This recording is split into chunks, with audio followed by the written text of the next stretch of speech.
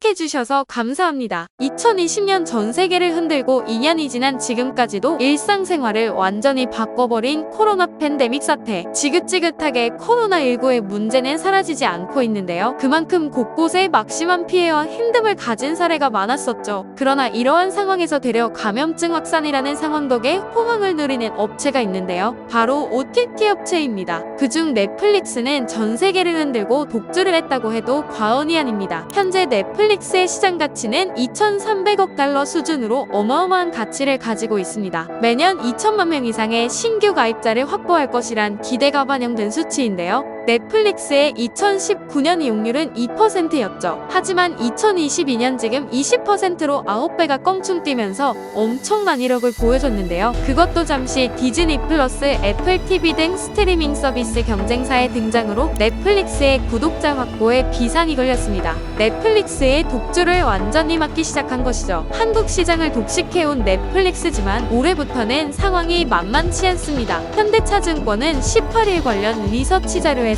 지난해 60%에 육박했던 넷플릭스의 국내 점유율이 올해 50% 내외 수준으로 떨어질 것으로 내다보기도 했죠. 그 이유는 바로 국내 OTT 경쟁사들이 한국 시장을 독식해온 넷플릭스를 무섭게 따라붙고 있다는 것입니다. 특히 티빙과 쿠팡 플레이는 해당 OTT에서만 볼 수 있는 오리지널 콘텐츠 전략으로 이용자를 확보했는데요. 티빙은 환승연의 술꾼 도시 여자들이, 쿠팡 플레이는 SNL 코리아 흥행이 한몫하기도 했습니다. 특히 티빙은 지난 11월 기준 올해 유료 가입자 수가 1년 사이 256% 상승하기도 했고, 2019년 출범한 웨이브는 지상파 콘텐츠 다수를 독점으로 공개하기도 했죠. 하지만 넷플릭스는 요금 인상, 국내 통신사와 망사용료 갈등 등으로 여론이 좋지 않은데요. 더군다나 넷플릭스가 2020년 10월에 이어서 1년 3개월 만에 다시 요금을 올리며 소비자들은 뿔이 나기도 했습니다. 하지만 넷플릭스는 가격 인상에 대해 다양하고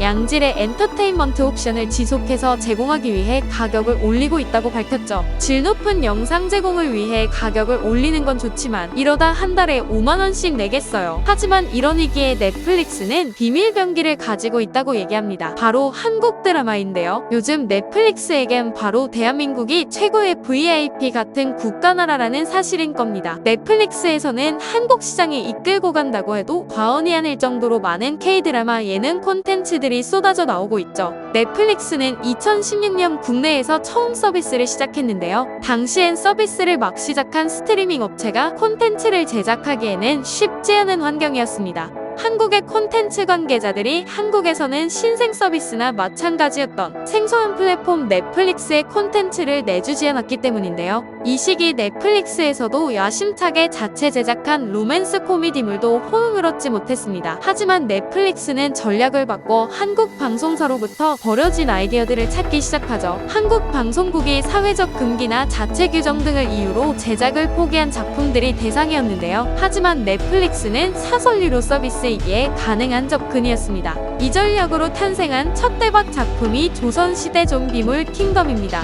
사실 이 작품은 김은희 작가가 5년간 방송국에 제안했으나 거부당한 드라마였습니다. 하지만 이 드라마가 공개된 뒤 넷플릭스 국내 가입자는 이전 127만 명에서 한 달 만에 200만 명을 돌파해버립니다. 또한 황동혁 감독이 극본을 들고 거의 10년 동안이나 투자자를 찾아 헤맸지만 찾지 못했죠. 그렇게 마지막 카드인 넷플릭스와 손을 잡게 됩니다. 그리고 탄생한 작품이 바로 오징어 게임인 것입니다. 결국 오징어 게임은 작년 가을에 단 4주 만에 전 세계를 휩쓸기 시작했죠. 세계적 신드롬을 일으켰던 오징어 게임은 전 세계 83개국에서 가장 많이 본 콘텐츠 1위를 차지했고 시청자 수만 1억 4천여만 명에 이르기도 했습니다. 한국의 넷플릭스 구독자 수는 500만 명인데 넷플릭스는 한국 콘텐츠에 10억 달러 이상을 투자를 했는데요. 한국 돈으로 약 1조 2천억 원을 투자한 셈입니다. 하지만 넷플릭스는 오징어 게임만 해도 250억만 투자해 시가총액을 무려 12조 원이라는 어마어마한 이득을 얻었기 때문에 엄청난 성공을 이루었다고 볼 수 있죠. 거의 비트코인을 옛날에 넣어놨다가 어마어마하게 떡상해버린 상황인 겁니다. 그렇게 넷플릭스가 서비스하는 한국 드라마와 영화는 1130편이 넘는 것으로 알려졌죠. 그렇게 한때 방송사의 외면을 받던 넷플릭스의 지위는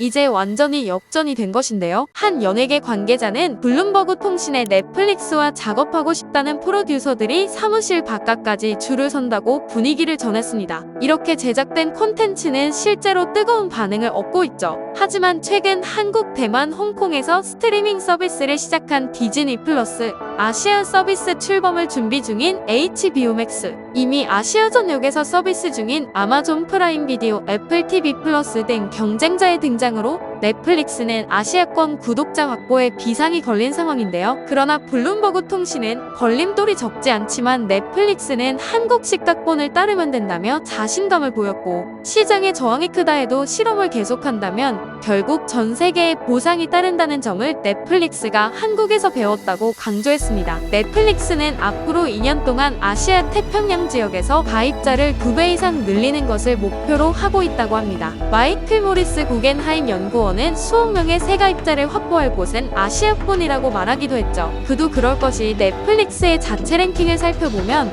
한국 콘텐츠가 지난 6개월 동안 얼마나 많은 기여를 했는지 확인할 수 있었죠. 블룸버그 통신은 오징어 게임 이후 전 세계는 한국어로 된 콘텐츠를 더 많이 보기 시작했고, 이후 공개된 마이네임, 연모, 지옥 등 한국 드라마가 거둔 글로벌 성과를 주목했습니다. 실제로 지옥은 넷플릭스에서 가장 많이 시청한 비영어 콘텐츠였으며 지난 6개월간 주간 시청 상위 10위에 오르며 한국 콘텐츠는 미국 콘텐츠 다음으로 많았습니다. 결국 위기에 처한 넷플릭스가 찾은 탈출구는 한국이었습니다. 2020년 처음으로 3억 5,600만 달러의 매출을 기록한 뒤 한국은 호주와 일본에 이어 아시아에서 세 번째로 가장 큰 시장이 된 것이죠. 정말 오징어 게임을 계기로 한국의 콘텐츠가 글로벌 시장에서 제대로 통한다는 공식이 자리매김했다는 증거 같죠. 앞으로 해외 OTT에서 진행될 한국 콘텐츠들이 더욱더 기대가 되는데요. 특히 넷플릭스 오리지널 지금 우리 학교는 예고편이 4일 만에 500만을 돌파하면서 해외에 심상치 않은 반응을 모으고 있습니다. 이렇게 앞으로도 해외 OTT 업체와 서로 윈윈하는 관계로 질 높은 좋은 K 콘텐츠들을 만날 수 있길 바랍니다. 시청해주셔서 감사합니다. 재밌으셨다면 좋아요와 구독, 알림 설정까지 부탁드립니다.